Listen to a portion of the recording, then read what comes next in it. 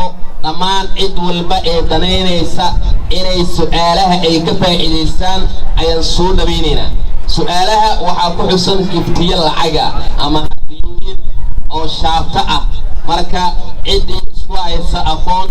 IT-gan wax ka garanayso halkaana loogu baahan yahay su'aalaha ayaa bilaaban doono waxaan leenahay soo dhawaada qofka ugu horeeya iyo su'aasha ayaan gudagaleynaa soo dhow magacaada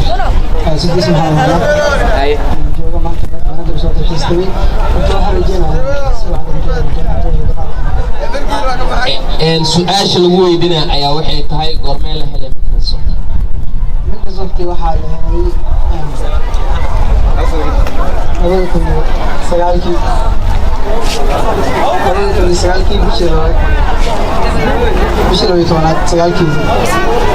aada u mahadsantahay su'aashaasi kama jawaabin sidoo kale intee dadka kale ayaan aadaynaa iyadoo su'aasha ay tahay mid aad xiisad iyo xamaasad gaar ah u leh barnaamijka weli wuu soconayaa qaybihii hore ee barnaamijka ayaan ku guda jirnaa daawadayaasha qiimaha iyo qaayaha badan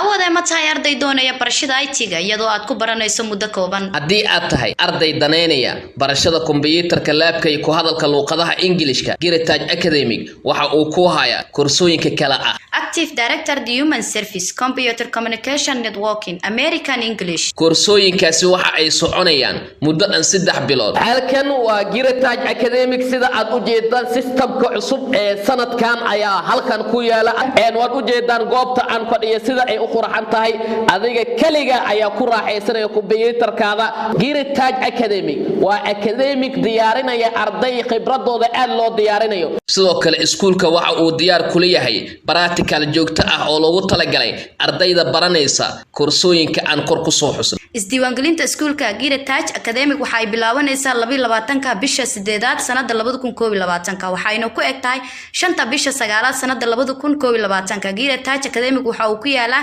degmada Hodan gaar ahaan agagaarka Laanta Axmed Gurey wixii faahfaahin dheeraad ah fadlan kala xiriir lambarada shaashada kaaga muuqda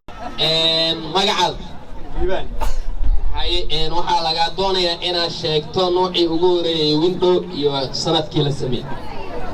window iyo sanadkii la sameeyay su'aashaas ma hayo dad kale u badan waxa tahay aada u mahadsan tahay waa kaga mahadcelinaynaa sida quruxda badan leh oo aad barnaamijka uga soo qayb qaaday hayaa kale wax isku haay yaala duumani inaa 2 sano oo IT lacag ku bixisay haddana su'aal ka jawaabi waysa nasiib darawa ardayda jaamacadda 4 sano IT dhiganay su'aal lama ka jawaabi karin hayo weli barnaamijka uu soconaya dadka ka ajaanis fadhiisanayna siday u arkaan iyo sidoo kale su'aalaha isweydiinayo marka asxaabayaal ismartiina halka hala yimaado gabagabeyno sidoo kale barnaamijka waxayna la socodsiinay anigoo Cabdishara waxaad kala socoteen page-ka SMT Barastika TV sidoo kale su'aalaha halka laga baahiyay 3 kamid ah lagama jawaabin maadaama isku day badan la sameeyay ee ka jawaabi waayeen daawadayaasha waxaan aad iyo aad ugu mahadcelinaynaa cid walba isku day sameysay ku guul dareysatay waxaan filayaa in wareegiisa xiga ama toddobaadka dambe in ay ka jawaabi doonaan su'aalaha intaan dib ku kulmi doono barnaamijka kiisa xiga waxaan idinka tegaynaa sidaas nabadgelyo assalaamu calaykum wa rahmatullahi